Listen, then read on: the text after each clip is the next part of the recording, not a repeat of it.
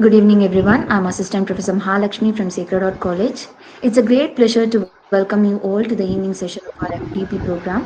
We are truly honored to have with us distinguished and compassionate resource person, Father Jnanadas. He is a dynamic and compassionate priest, currently serving as a full time counselor at St. Mary's Church, Ooty, under the Diocese of Ooty, with a master's degree in neurolinguistic programming from Florida University and a doctorate in counseling psychology from the University of Metaphysics, California. He blends scientific knowledge with spiritual wisdom to offer holistic counseling. He is deeply passionate about mental health and well being, using a unique method that integrates modern psychological tools with spiritual principles. His approachable nature and visionary outlook make him a trusted mentor for individuals across all age groups.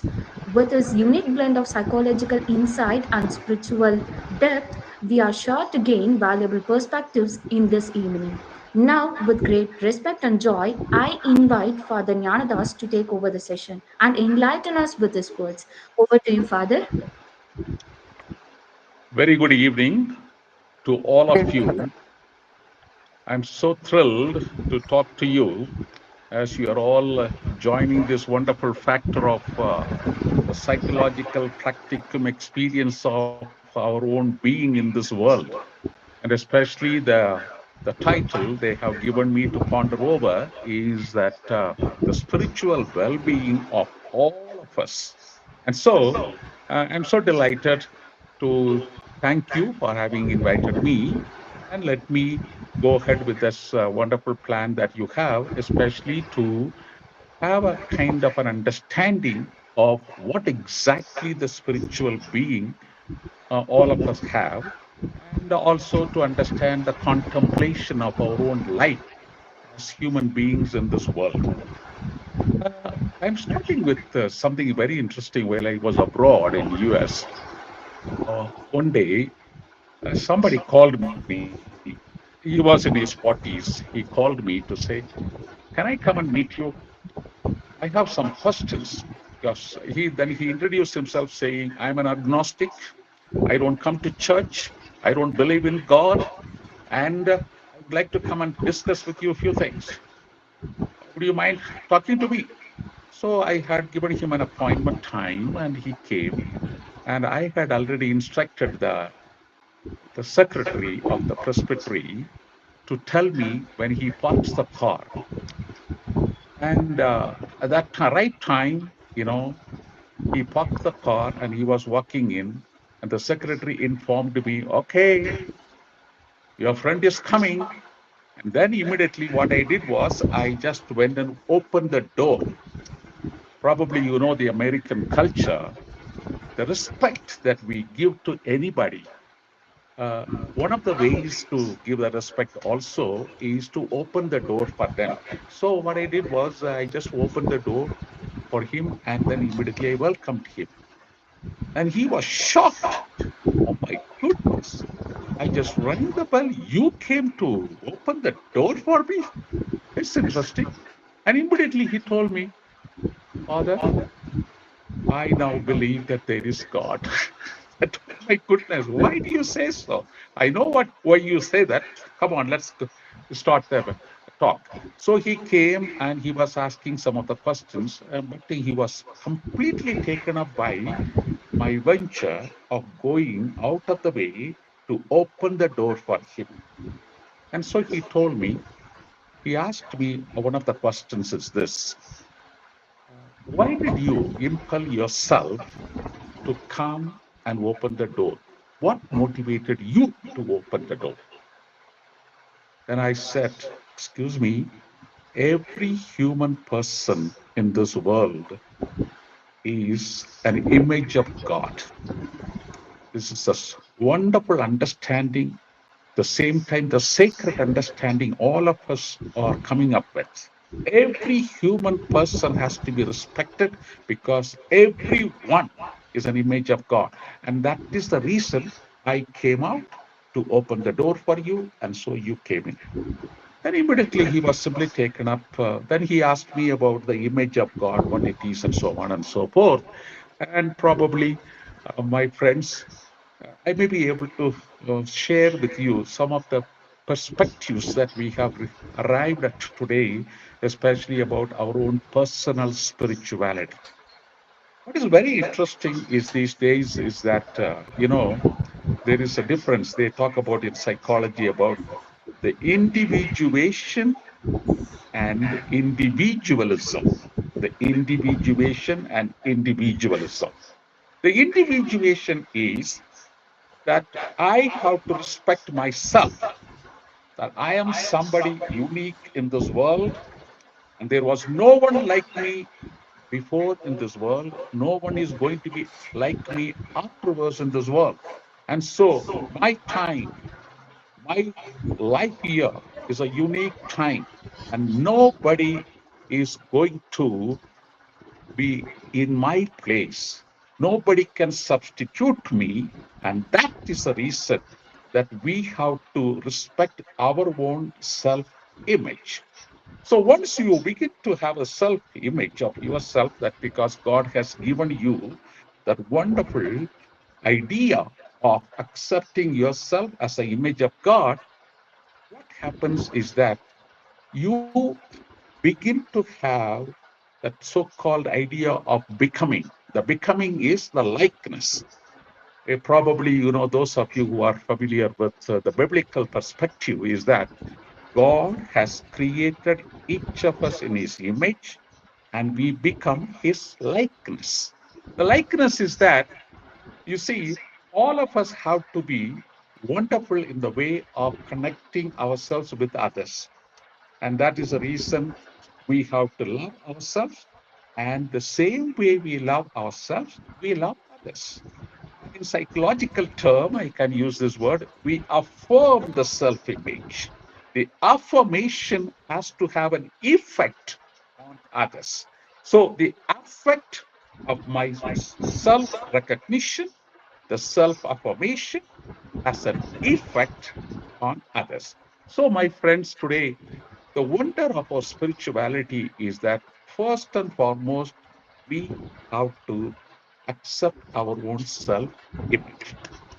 But the individualism is that we are carried away by what people say, or sometimes we are depressed in a way people are talking about our own bodily image. You see, sometimes they talk about, oh God, this fellow is black looking. This fellow is not able to look at others properly. He has a poor self image. What the heck is this fellow is going on? So, that's the way in our culture, people may talk about us. That is the cultural expectation. The cultural expectation is that, you know, people would like all of us to be fair looking, it seems. I remember, I won't tell you the place where I had to have a wonderful experience. One time I went to uh, a hospital run by the religious sisters, and I happened to go to the secretary of that hospital, and I was talking about visiting some sick people. And at that moment, I saw a religious sister coming from you know, the, the, the child being born into this, in the hospital. And what happened was the sister was bringing two other ladies. They were coming. And so I said to why they are coming from the labor ward crying. Did anything happen? Well, the sister said, Father, these people are crying because it's a third child. The third child is born black in color. They expected a fair looking child. And again, this child is black looking. And so they were crying. And then they said, it seems, again, we expected a boy baby. And now this is a girl baby again, the third time. Oh, God. And that's the reason they were all shedding tears and as the sister was bringing them. And at that moment, when I listened to this wonderful experience of mine, looking at the face value of the people who are, getting a kind of an individualism. The individualism is that they are carried away by the cultural expectation. So I could understand the two ladies why they were having a cry. My brothers and sisters today, many of us, practically, I would go to the extent of saying 80% of us, we fall into the trap of the expectation of the individualism. Okay. And so what happens is that we don't give so much importance to the individuation. The individuation is that I don't care about what the people say about my look. I don't care about what the people look at me and I don't care about their remarks. But I am concerned about myself. I know the well-being of myself. And so my individuation is for me the wonder of my being in this world. As long as I live in this world, I know I bear the image of the living God who is so pleasant, who is so compassionate, who is so loving, who is so wonderful to others. And so, my idea today is that, my brothers and sisters, all of us can generate that interest in the self affirmation of our own individuation. Now, in what way this individual helps us? Because, people who have the poor self image or the people who have the poor self knowledge of themselves or people who have a poor affirmation of themselves, what happens? They go into a kind of an anxiety disorder or sometimes a disorientation from the realities, or even to the stress factors or depression sometimes. So, my brothers and sisters, today, what is required to all of us is that we are all called to develop that individuation. Okay, so with that individuation is that we have to develop our own spirituality. The spirituality today have to be comprehended in a kind of a magnificent way that our own individuation is the core point of developing the spirituality. The spirituality develops from the way that we develop our own individuation.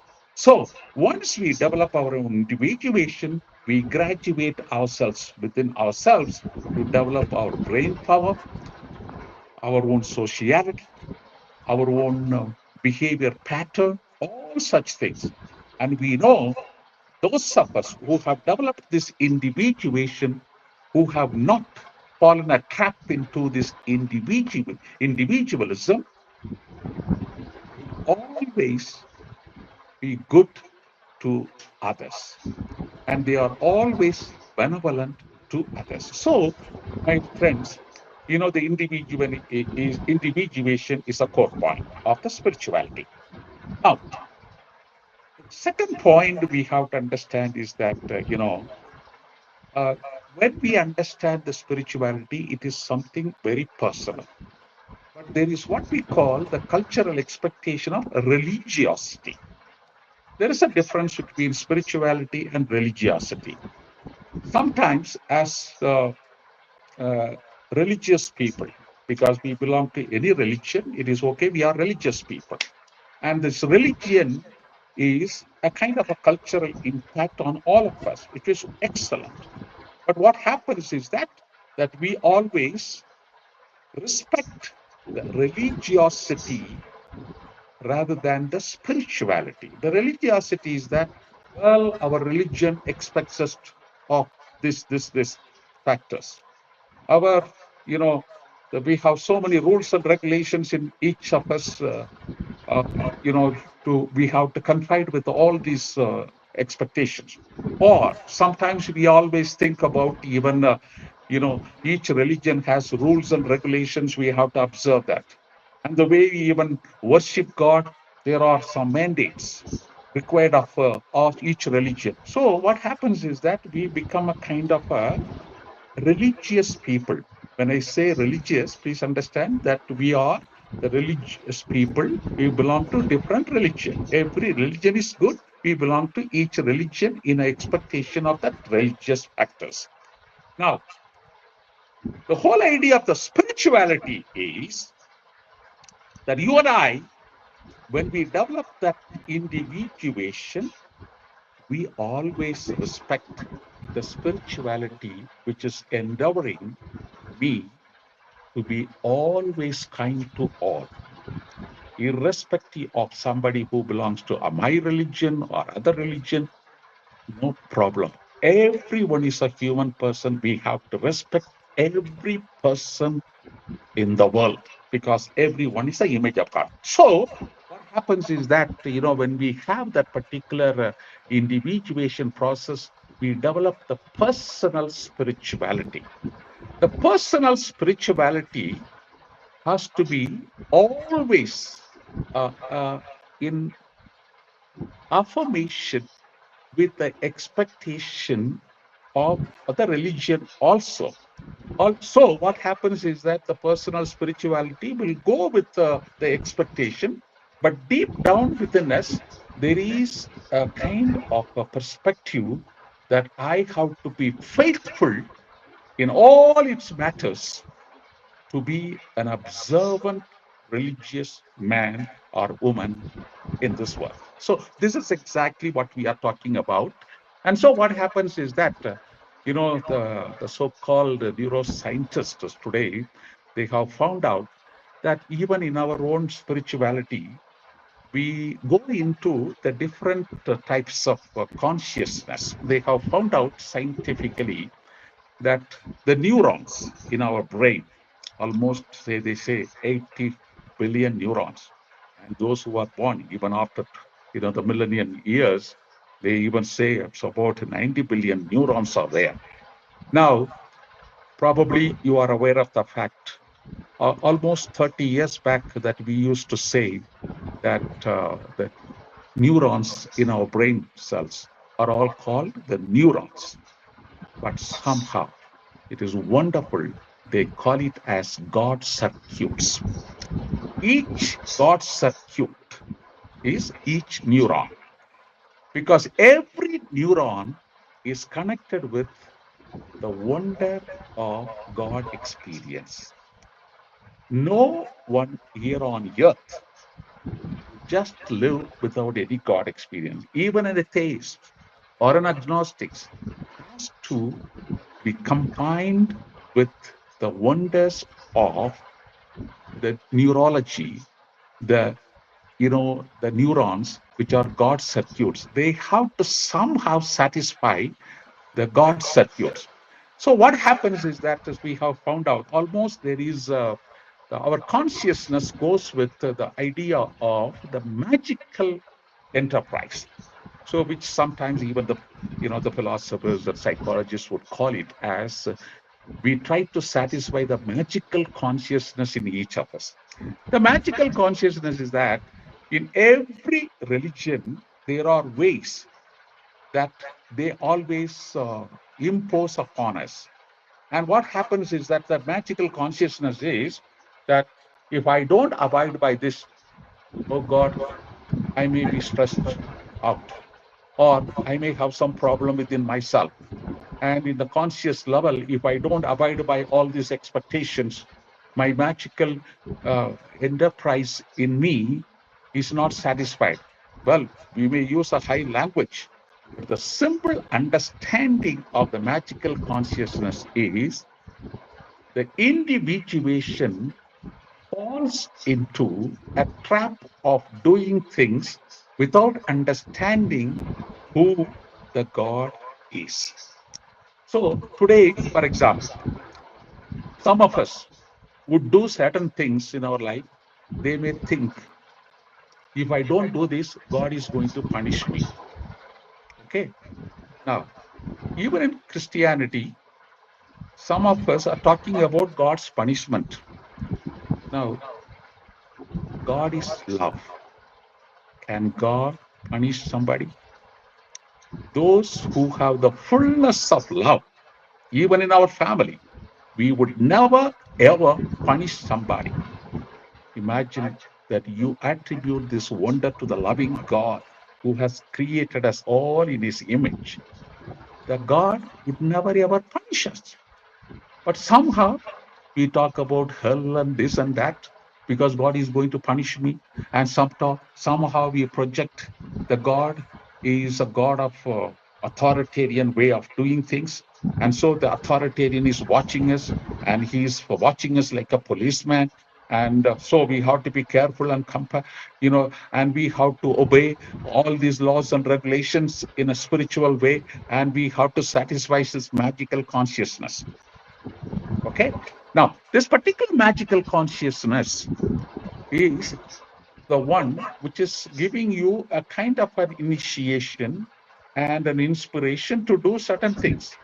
But we have to have the right idea of why this individuation would like to satisfy this wonder of this magical consciousness.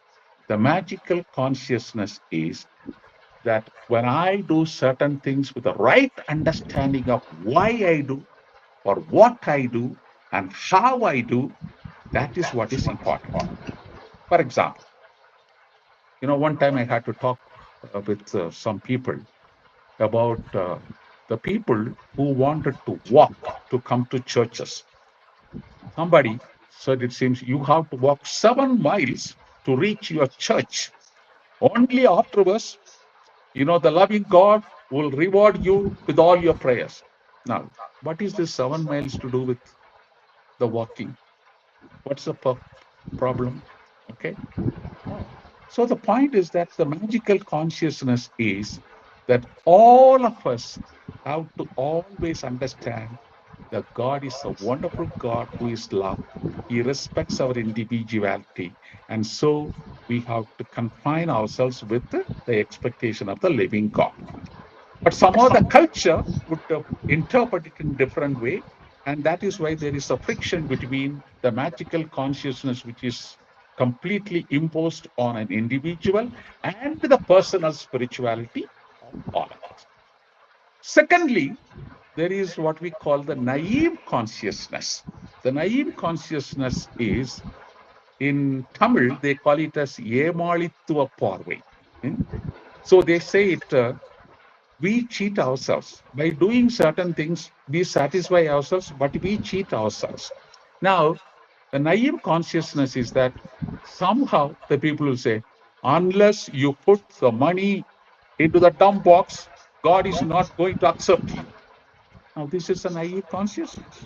And so what I do, I go and put, okay, 100 rupees. Somebody will say, no, no, no, no, no. You have to put 1,000 rupees only, then God is going to accept your prayers.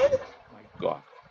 This is what is called the naive consciousness. We somehow, fall into the trap of this particular naive consciousness deep within us, And so once you give, instead of 100 rupees, you give 1,000 rupees, immediately the naive consciousness has a satisfaction within you. And so what happens is that, okay, I am okay now. I'm fine. I gave the money. Otherwise, I won't. For example, while I was in a place called Sanatorium, it is in Uti Diocese, I would never, ever expect the people to pay for the stipend for the mass. That time it was 100 rupees. So to offer the mass, they have to offer the 100 rupees. I said, no, I will not accept it. Sorry. Because people have an idea, naive consciousness, the worth of the holy sacrifice of the mass celebrated in the Christian churches is 100 rupees worth. No. But we know we cannot equate the worth of the sacrifice of the mass celebrated in the church with an idea of the money factors. So that is what is naive consciousness. So I would not accept it, the money. But somehow they would say, Father, if you don't accept it, at least shall we go and put it into the dump box? That is up to you. I don't say that. So somehow what is happening is that you see, in our culture, we give so much importance to the money factors, and money is nothing. Probably we are all aware of the fact, even from the biblical uh, pattern of our life, it is kind of a dust. It's not going to give you satisfaction in your life. And that is exactly what you have to understand. So I still remember, uh, some 2 weeks back, I had even said this incident in America. What happened was, I won't tell you the name of the persons. A couple came. They were in their 60s. They wanted to meet with me, and they came to me and said, "Father, we would like to offer a mass. There was a court case, and we have won, and we have been given some reward, and sorry, the reward, and so we would like to celebrate the mass." So I said, okay. As usual, I took down the name and the intention, Thanksgiving Mass. But immediately they told me, Father, would you mind that we won't like you to say our name in the church? No, because probably, in so many countries, people who even offer Mass, they would say, no, we please don't tell in the public about our name. We offer, the loving God knows, I offer the Mass, and the loving God knows that's more than enough. People, let not the people know about our name. So they said, Father, please don't write our name. It's just Thanksgiving Mass. And they gave a cover. And I said, okay. So because usually those days it is $15, they usually give a check, $15 check. And then I said, okay, thank you so much. God bless you. And I will offer the Mass for you. But then both of them said, Father, better you look at the check. And then I looked at the check. My goodness, I tell you, it was $50,000. $50,000. Immediately, the Monsignor, the priest who is with us, he was looking at me. Father Das, what is this? Hey, they call me Das instead of Jnana Das. They call me Das. Father Das, what is this? 50,000. Well, immediately I asked, why are you so generous, Father Das? This is the reward. We got it from the court, and we wanted to give to God. Whatever in the church that you want to do, we would like you to give to the Monsignor and let the church do it for anything. And that is exactly that they said. So then, why do you offer the Mass? I said, well, the Mass we offer because, Father, even if we give the whole world, even if you give billions and billions of dollars, we cannot equate the worth and the power of the sacrifice of the Mass celebrated in the church. Oh, okay, very good. All right. Now I understand their conviction. So this is exactly the opposite way of the naive consciousness. The naive consciousness will always limit ourselves into kind of a cheating ourselves with a pattern of the expectation of the individualism going on in the world. Now we know this wonder of our being is that we have to somehow get rid of this naive consciousness. So, if you don't have a magical consciousness, if you don't have a naive consciousness within your brain waves, what is another expectation of the neurons, the so-called God circuits, which is, we call it as critical consciousness. All of us are so wonderful. We are made in a nice way to have the brain waves. The brain waves is that, you see, the occipital area of the back and the parietal lobe and the frontal lobe. So are all connected with God experience. This anterior cingulate, which is just behind the frontal lobe, is the one which is always giving us the goosebump to react or to proact in our life. So the reaction also can be something wonderful. The proactive behavior also something wonderful or magnificent in our life. So what happens is that, you see, the critical consciousness, we should not take it as critically negative critical factors. Critical consciousness is that the loving God who has given us the brain and the God circuits analyze everything. Analytically, we think of it in an intellectual way and we contemplate it in a nice way to understand if this is the way that I can do it and I am wonderful the way I do it. My brothers and sisters, the critical factors are all seen. Those of you who are Christians may know the critical consciousness was so much prevalent in the wonder of the being of Jesus. So many times Jesus would say, in the Old Testament, it was said to you this way, this way, this way. I say to you, do this. Okay? So the whole point is that you see the why that Jesus said that way is that he already 2000 years back he developed in us that there is a magnificent way of analyzing certain factors related to God experience. That is what we call the so-called the critical consciousness. Now, critical consciousness, many people can have so many ways of doing things. Probably you know the so-called sensations. The sensation is, uh, we see things, the visual impact is experienced in all of us. Or we hear things, the auditory experience, the impact is experienced. What I listen, what I hear, I have it. And then, thirdly, we have the touch, the sense of touch. In every spirituality, all these three predominant sensory experiences are involved. Of course, the taste and smell, okay, that is afterwards. But the three predominant sensory experiences are the factors of the visual impact and the auditory impact and the tactile, okay, or the kinesthetic experiences.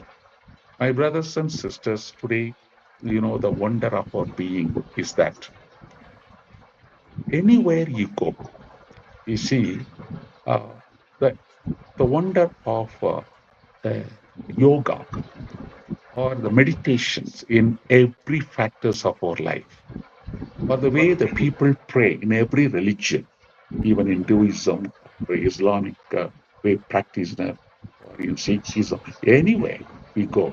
See, when we raise our hands like this towards God, my brothers and sisters, scientifically they have discerned raising our hands like this in our personal endeavor, it is really bringing about a marvelous change in our brain.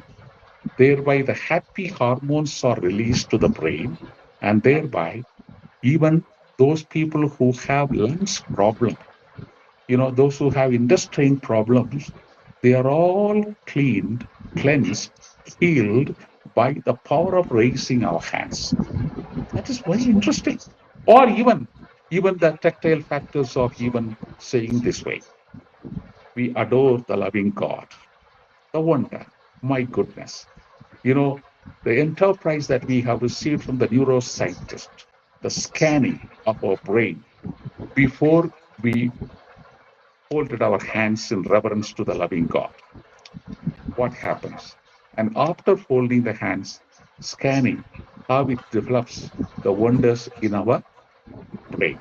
So the whole point is that you see the critical consciousness is completely connected with the three predominant sensory experiences. Then, of course, then the whole idea of the taste and smell. Sometimes we go to a different temples. See, the wonderful flowers are there. The smell of the flowers will be taken up by us. It is in the premise of the living temples that we have that idea of enjoying the beauty of the flowers. Okay? And sometimes there are certain things that are given to us to eat. Even the temples and the churches and the mosques, people give something to eat. And then you eat. And then when you eat it, the loving God is predominantly enterprising you to do something in a very critical way using all the five senses. Okay. And of course, we used to say the sixth sense is the common sense, and the seventh sense is the beyond identity. All these factors are all going on in this world, talking about. Every psychologist will say different way. But the wonder of our being is that individuality of ours, developing the personal spirituality, should always analyze the magical consciousness of ours or the naive consciousness of ours and develop this critical consciousness which is praiseworthy in all of us. The loving God understands it. The loving God is not a judge who is judging us. There's a wrong factors that we attribute to the loving God. Maybe I can come to this particular point once I develop this particular idea of the spirituality. So the spirituality is for the well-being of ours, which is I don't fall a trap into the individualism. Now, the wonder of our being today is that, you know, who is God? They have taken practically almost, you understand, all the almost 40 to 50 years in many universities. People have taken a survey about asking the question to each of them, who is God for you? Okay, people have different perspectives of who God is. And today we know, even when we answer who God is, the way we project our face value. Say, suppose as soon as you ask the question, who is God for you? And some people immediately they raise their head upward. Well, God is this. That's why they raise. Or they would immediately hold their hands and say, oh, the loving God, I venerate. God is wonderful person whom I love to venerate. They'll say. Well, some people will say, well, I don't believe in God. God, that question doesn't matter to me at all. It does not pertain to me anything at all. You know, who is God? Who cares? I don't care. They may. Now, all these bodily languages, the body, so in NLP psychology, we call it as body language. The body languages and the verbalization of what we talk, everything reveals about our own individuality. So, when we talk about people, also, not only about God, when we talk about others. Say, for example, ah, what do you think about your husband? What do you think about your wife? What do you think about your children? I have to tell you, some 45 years back, I had a kind of a seminar for the young couple who had got married. And I had insisted on that parish priest, that both the husband and wife should be there for the seminar. So they were almost about some 50 to 60 couple were there.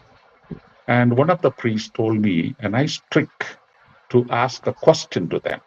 So what happened was, accordingly, I had to do that. So I had to take a piece of paper and a pen. And so I told all the husbands, please come to the left, and all the women, the wives, please come to the right side. And so I gave the paper, and they were wondering why this paper is given to us. For what? Well, I gave the pen, and then I have a question. Please write yes or no. Please don't write your names there. Okay. Just write yes or no. If you write your name, there's a problem afterwards. So just don't write your name. So the question, I was taking some time to look at the face value of theirs, and they were quite curious. What is the question they are going to ask? He's going to ask. Okay. The question is this: if the loving God gives you one more chance to get married, would you marry the same husband you have married? And if God gives you one more chance, would you marry the same wife you have married? Please write yes or no. I could see immediately the face value. Some of the husbands were looking at their wives, the wives were looking at the husbands, and so on. It was going on. And I said, please don't take too much time. Just write yes or no. And they wrote. And afterwards, I collected all the wife's papers and the husband's papers separately. So I asked the couple, who shall I count first?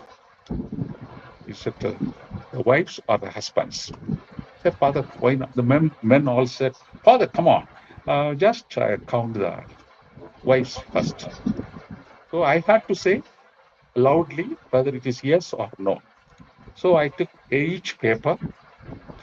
All the wives' papers were no, no, no.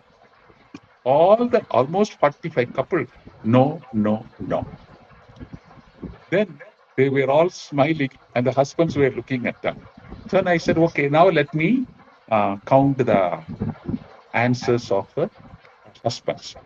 The husbands all were no except four. The four had said yes.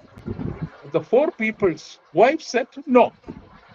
See, this is exactly I was talking to them. And I had to tell them, you know why there is a kind of a look for a change, why there is a confusion, why there is a dissatisfaction. And I went on with the seminar for the couple. And by evening, we had a cup of coffee. And then after the tea, I asked them, now tell me,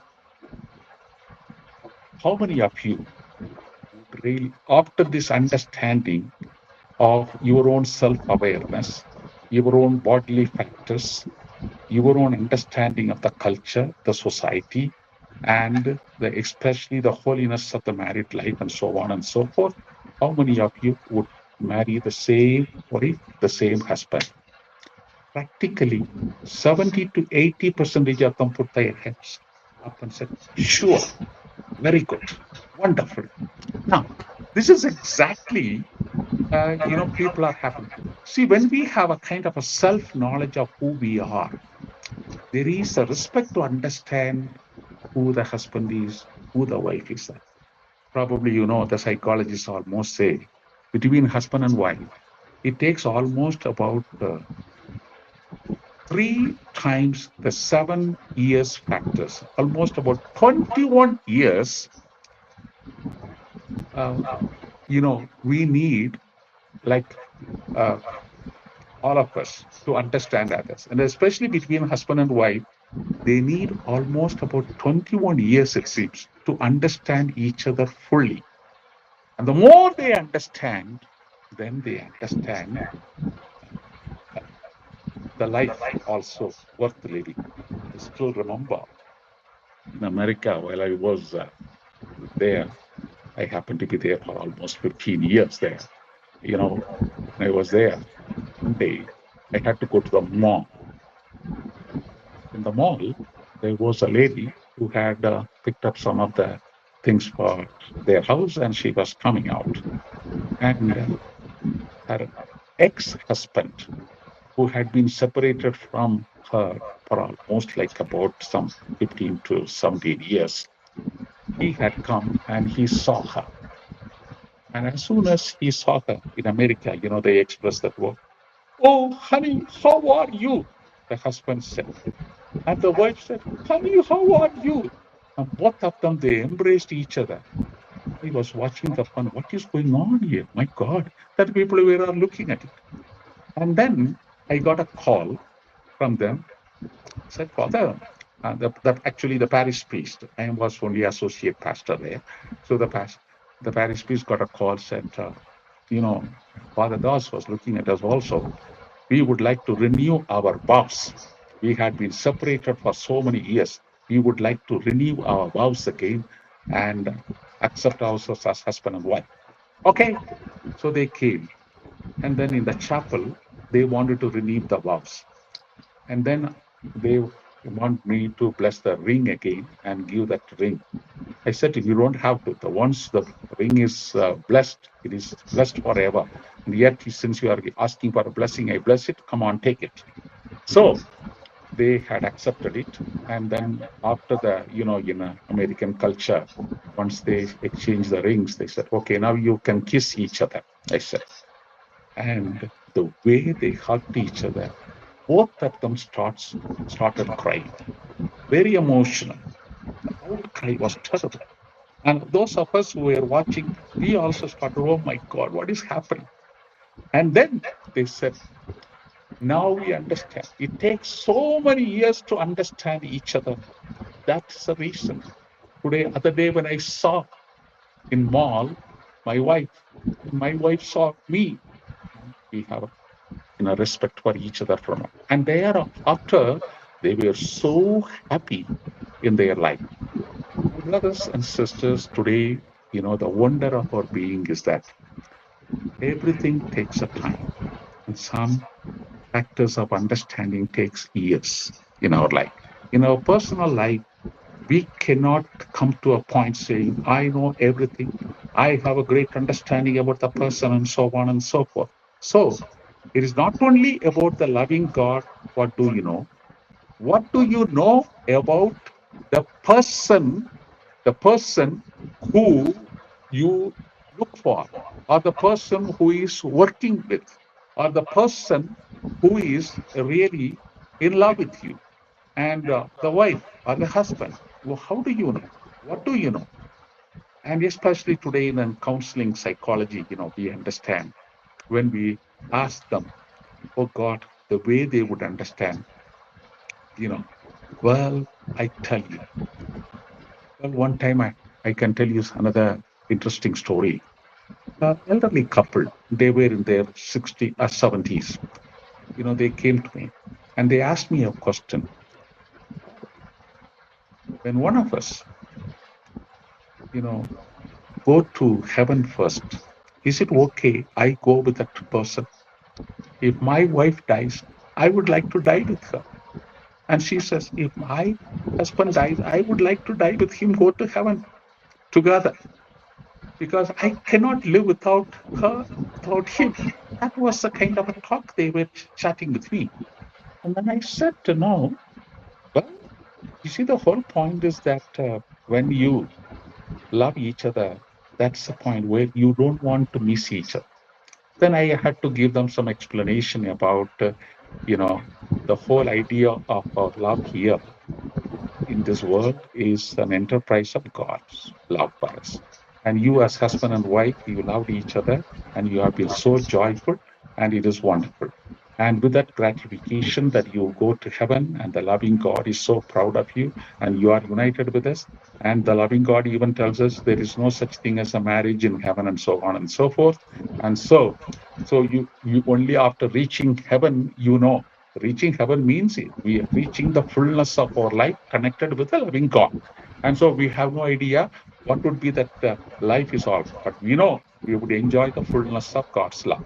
Now, the whole idea is that, when that couple had talked to me, they had went out. They had gone out, and then they told me, "Is Father, it was wonderful, and we really thank you." And after a few months, I would not exactly tell you how many months.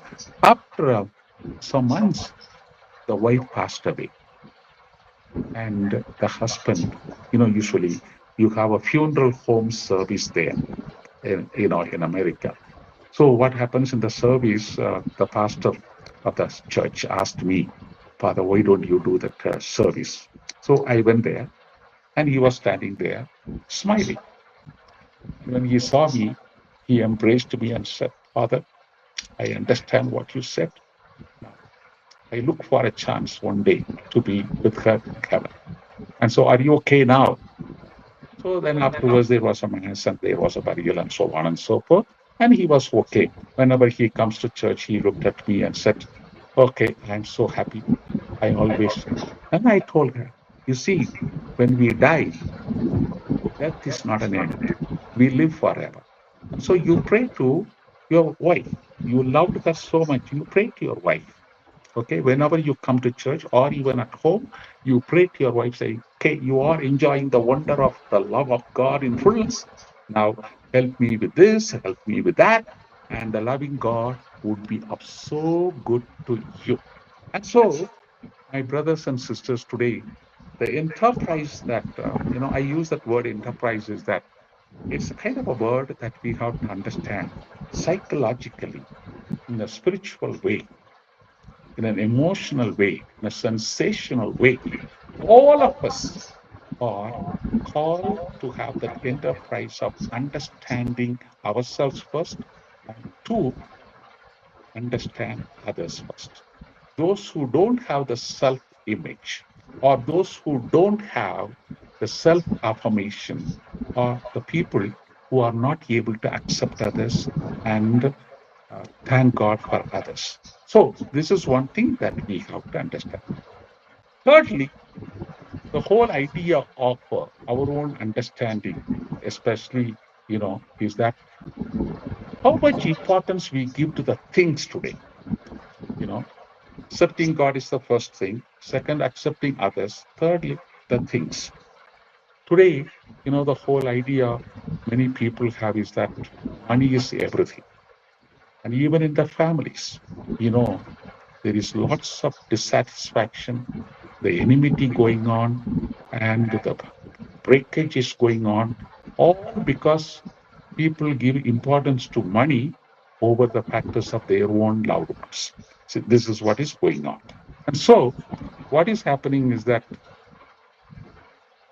the love of ours is more important than the things we possess. Okay, there are wonderful people in the world today, they have realized this. Money is nothing. These things are nothing. All these things are necessary only for our care, for our well being. Okay. But it will not be compensated by the love of our loved ones who are in this world. And so many people nowadays, they really understand the value of our own personality than the things. So the understanding we have to have is that, some people are so much worried about the, the things that we can possess in the kind of high-tech personalities today. And what is happening is that they don't care, especially, those who are born after 1995 or the so-called Z generation. Z generations or high-tech personality brain, they have that. And all the neurons are completely connected with the high. And so they wanted to have the hyperactivity of being associated with the wonderful, the cell phones, cameras, many things connected with all these factors are all there. Even the computers, the way they change things and all, my goodness, because they give so much importance to that, because with the high-tech personality, there is an inner satisfaction of having certain things they wanted to possess. Now, people are analyzing the factors. Now, we cannot judge as elders, especially those who are in your 60s and 70s. Now, I'm in the 70s. Now, I cannot judge somebody, a young boy or a young girl who is so possessive about the things they wanted to possess. Now, we cannot judge them, because of that, the whole understanding of our brain waves connected with the different generations. So, my friends, we have to understand that the love of our own self is the basis of accepting God, accepting others, and accepting the things. Okay, this is exactly what we would do. Now, the whole understanding of is that how do we fit into this individualism? The individualism, the spirituality of ours, the spiritual enterprise, I would use that word again. The spiritual enterprise, how it is connected with the individualism, the expectations of the society. That is, all of us are aware of the fact there are so many talks and findings, and so many stalwarts are talking about the different factors and different years and the different generations. So, in short, I would like to express to you a little study about generations. Probably those of us who are born between 1920 to 1940, they were the greatest generations. They were considered the greatest generation because that time there was no high technology. There were no computers, cell phones, and so on and so forth. They were working hard and they were wonderful people. So they were called the greatest generations. And then those who are born between 1940 to 1960, every 20 years they make it. Of course, some of the Psychologists differ from the 20s. They say even 50s, 15s, and so on and so forth. Now, those who are born between 1940 and 60 are called baby boomers. The baby boomers is that probably you know all over the world, the average children born in every family were almost 7 children a family. So that is why they were called boomers of the children. Baby boomers generation from 40 to 60, those who are born.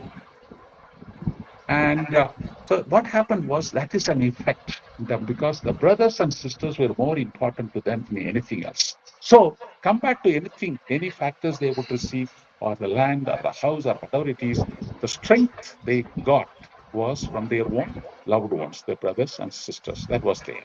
So that is why they were called baby boomers. Now, after 60s, so almost about up to 75 or even 80, they could not just give a detail about this particular generation.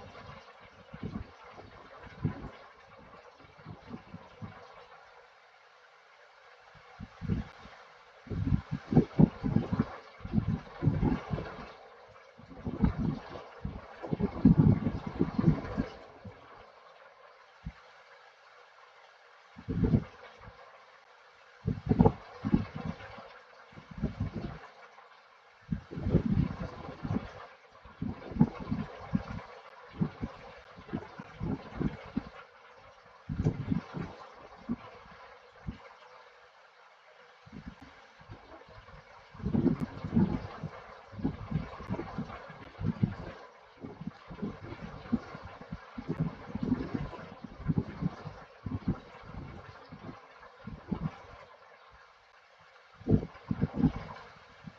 writing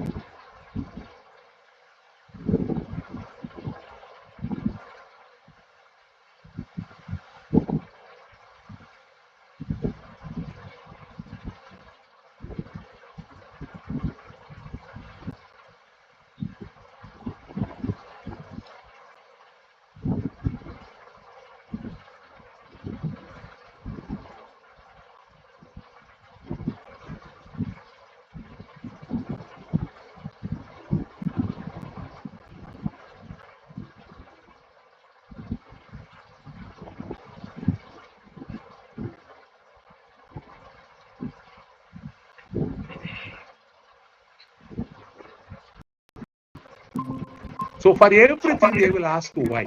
Because asking why is a factor of, they wanted to really know things because they were like, it's not a kind of a silent generation, or it is not about the so-called, the baby boomers generation. It is not about the critical generation. The critical generation is X generation. But the Y generations are the people who ask why, which is very good because they have to find out anything and everything we ask them to do. They will say, why? Why? Deep down within themselves, they ask this question, why should I do that? That they analyze. Analytically, they do that. So this is Y generation. And afterwards, almost after 1995, they call it, Z generation. Z generations are the people who have developed this high-tech personality in the fullness. Wonder, everything they want. They don't want to have a personal talk with people. They want anything and everything they want to know. They can go to the cell phone, they can go to the computer and go into the computers and know everything. So their personality is different. And so today, even in my counseling ministry, I come across, so many parents coming with their children, telling them, Father, they always ask, they're always watching the cell phone. I don't know what the heck they are watching. And some of them, they are watching the pornography and other things and things like that. I don't know what we can do about it. And I tell them, even in the schools and colleges, I tell them, please give them a direct, right direction about what they should look at it, why they should look at it.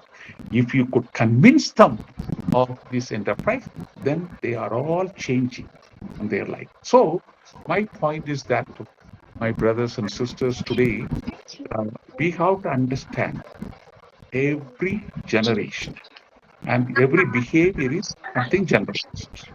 Okay. So, yeah. So my point is this: now, to come to a kind of a conclusion of the spiritual well-being is that first and foremost, I hope I'm not repeating it, develop the wonderful self-image of ourselves. The self-image is that we all bear the image of God. God was so loving. God is not a critical God. God is not a punishing God.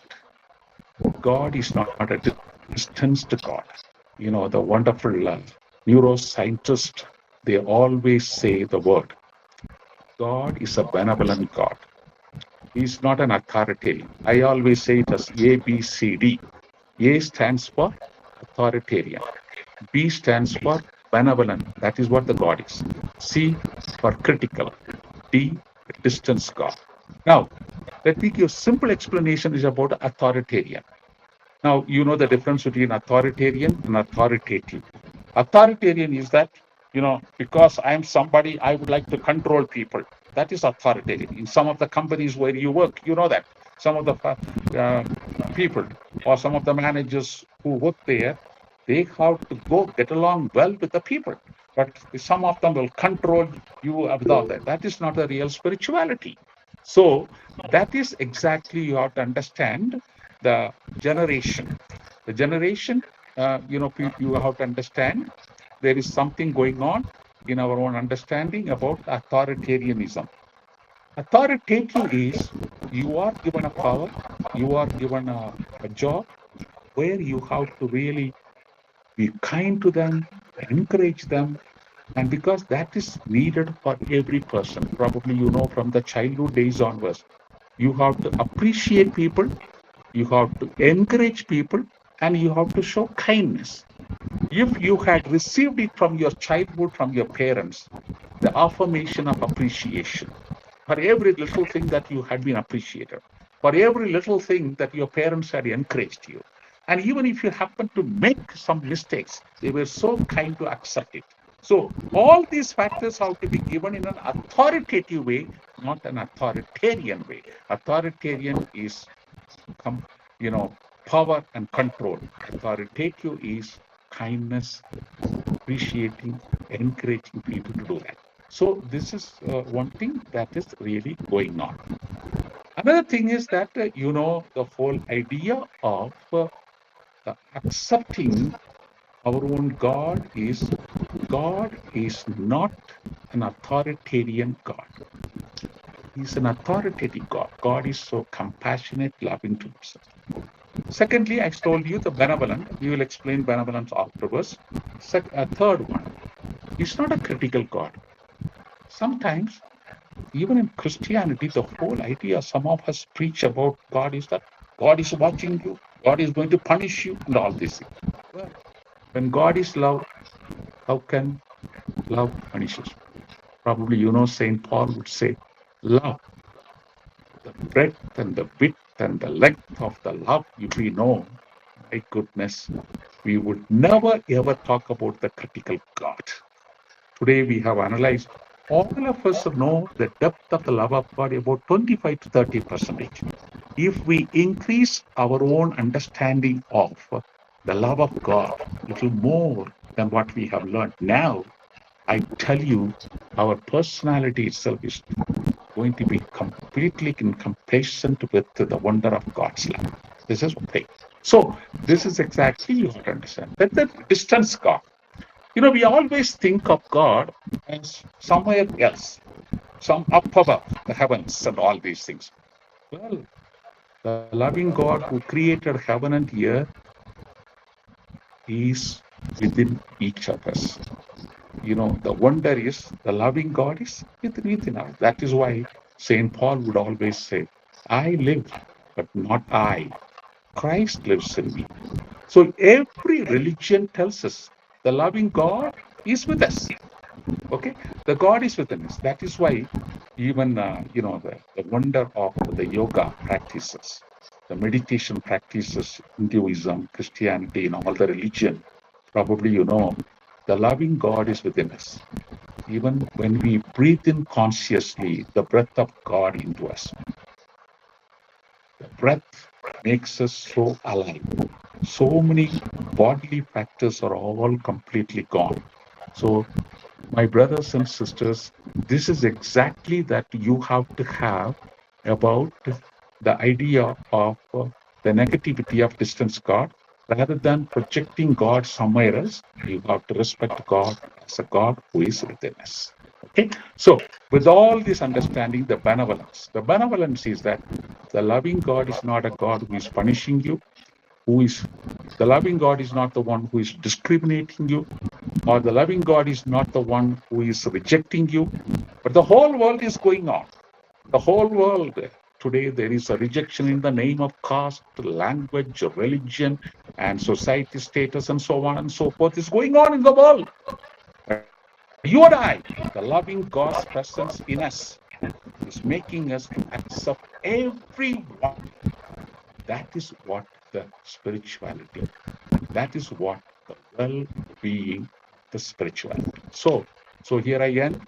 The benevolent God is within us, and the benevolence of ours should be manifested to the whole people, and that is what the well-being for spirituality. So I close this to here, and those of you, if you have got any questions, please ask me the question.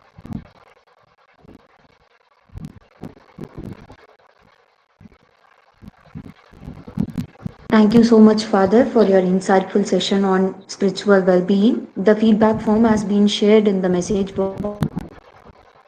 Please take Okay. a moment to fill it in. And we round out the session. If any participants have questions, doubts, or reflections, please feel free to share them now. Father, what is the last Yeah. generation's name, Father? Let me Yeah, come with the first one. The greatest generation from 20s to yeah, 40s, the greatest generation. They even call it as a silent generation. 40 to baby. 60s, the baby boomers. 60s to Yes, the 80s were X. And the Y, 80s to the 20s, almost to the millennium. They call it as a millennium Y generation. And after Y generation, that, the almost comes up to 2005. Then starts the alpha generation. The Alpha. alpha generation is that we have started almost, many of us agree, 2005 onwards, we have this alpha generation. The children who are all studying in the schools and colleges, they are alpha generation because they are working with a high-tech personality. Then those who are born after 2005, now on, they will be called the beta generation, alpha, beta. Okay, so the beta generation, they will be called. I hope I answered your question. Yes, thank you, Father. Thank you. It's very wonderful section, Father. Very Thank wonderful. you. Thank you so much, Father. May God bless you. Okay. Thank you, Father. Yes.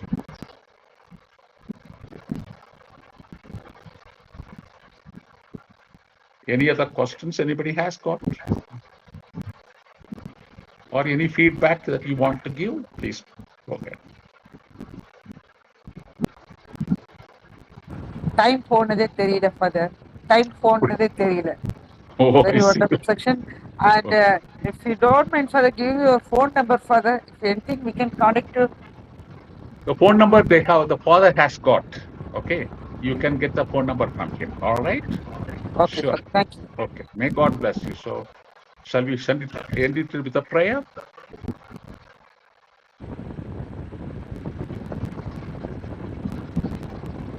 Okay. There's a wonderful question. What about the emptiness of the mind? How do we explain the emptiness of the mind? Probably, today the brain waves are excellent. The heart is the one which pumps up all the happy hormones. The happy hormones, dopamine, serotonin, oxytocin, endorphin. Okay. So these hormones are released to the brain. And the more you think, the more we connect your own mind. That's the mind, what I had explained, the understanding of how to respect others, how to respect yourself, how to appreciate others, how to appreciate yourself, how to encourage others and encourage yourself. And that is what is the mind which is going on with the enterprise. But sometimes we people become empty. The emptiness is that sometimes, we don't use your brain. Now, for example, tell me why people drink too much alcoholic addiction because of the emptiness of mind. If they really think what is happening, if they have too much alcoholic uh, problem, there's a problem. So if they think the emptiness is that we are not using the right, the spirituality of ours. So the wonder is that the spirituality is that the loving God is loving us. We are the image. And so let us use our mind. So, of course, the whole idea is that the mind is the one which is connected with our heart and the soul and the brain. That is exactly what you have to understand. If I have to theologically tell you something about it, today the explanation, the simple explanation we give is the soul is the presence of God in us. Okay. So my body is so happy. Everyone's body is so happy and holy because of God's presence in all of us. Secondly, the presence of God and my body is connected with the spirit, which we also call it with the mind, the spirit. In Christianity, they call it the Holy Spirit.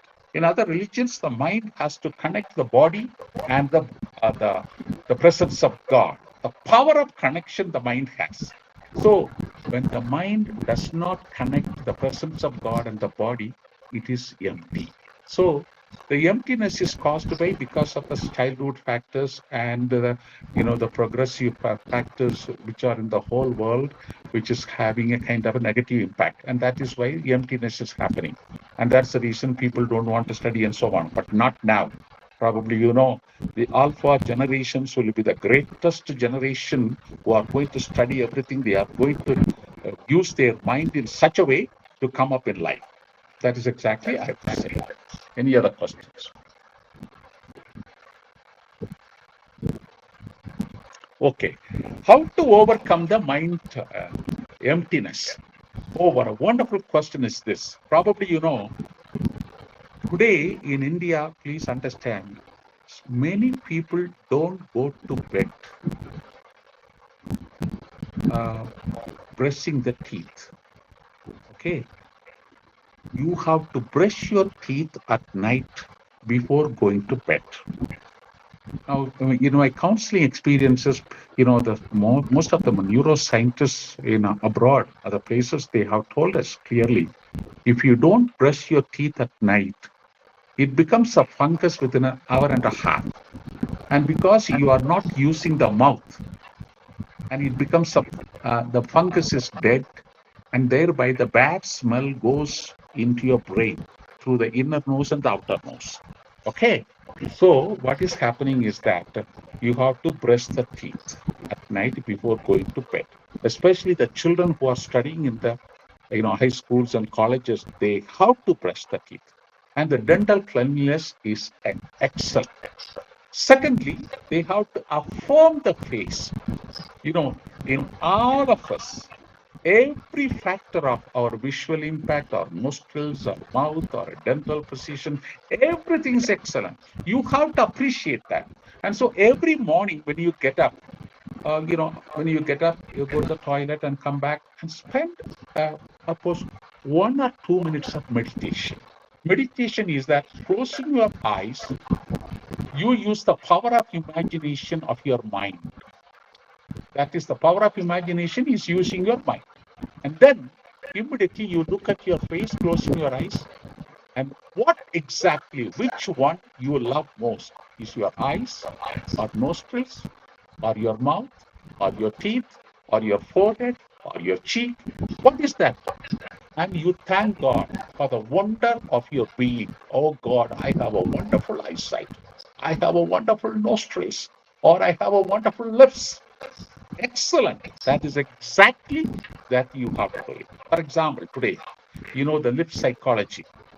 Probably those of us who have the bigger lips, the top and the lower lips, it is exactly what they are talking about is multilinguistic lips. These people, plenty of neurons are connected with your lips. So the more you study, the more you are able to accept many languages you comprehend. Almost minimum 4 to 5 languages they will learn, those of us who have the upper lips. And those who are lower lips, they have the so-called pronouncing lips. So even behind the lips, you see the spirituality is that we accept our own lips, our own nostrils, our own eyes, and everything, because there is a growth of our life coming to the point of saying, I'm an excellent byproduct of God in this world. Okay? That is exactly that you ought. So use your mind. So the meditation helps you, and closing your eyes and breathing in, breathing out.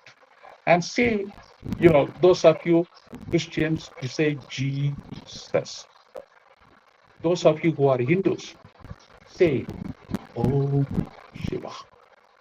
Say Muslims, you can say Allahu Akbar. Masha Allah. So breathing, when you breathe in, breathe out, you just say they have scientifically they have some evidences, many more evidences are there.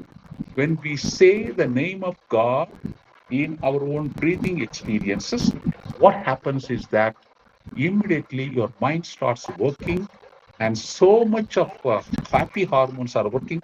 The entire day will be a happiest day. Even if there are some struggles and difficulties, you will not have problem at all, because you will be absolutely fine because of that meditation. And then even to use that power of your mind is that listening to a simple religious hymns. Beautiful hymns are there in every religion, and use that wonderful, music, listening to it only for 2 to 3 minutes. Every morning you cultivate this habit, you can get rid of that emptiness of mind. Any other questions?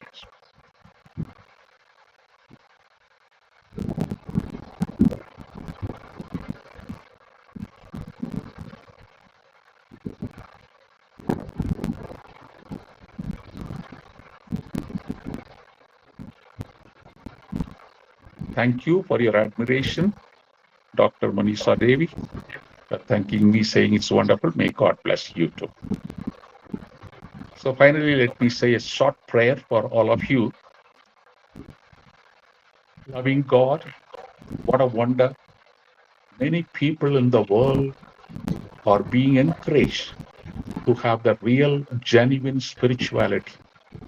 May this adventurous plan for the Roy be a blessing to all the people, because today we know whenever we have that personal vibration, that we also really love others, and may your presence guide them and help them. We ask it in the powerful name of Jesus, who lives and reigns forever and ever. Amen. Is it okay? Somebody. Thank you, Father. Thank you so much, Father. Thank you. May God bless you all. God bless. All bless. Okay. So I hope all the participants have been clarified. With that, let's conclude the session. A heartfelt thank you, Father Jnanadas, for his inspiring session on spiritual well-being. Your words truly enlightened us, Father. We also extend our sincere thanks to all participants for your active presence and engagement. Your support made this session meaningful and successful. Thank you all. Super, madam. Super. Thank you. Thank you. Thank you, sis.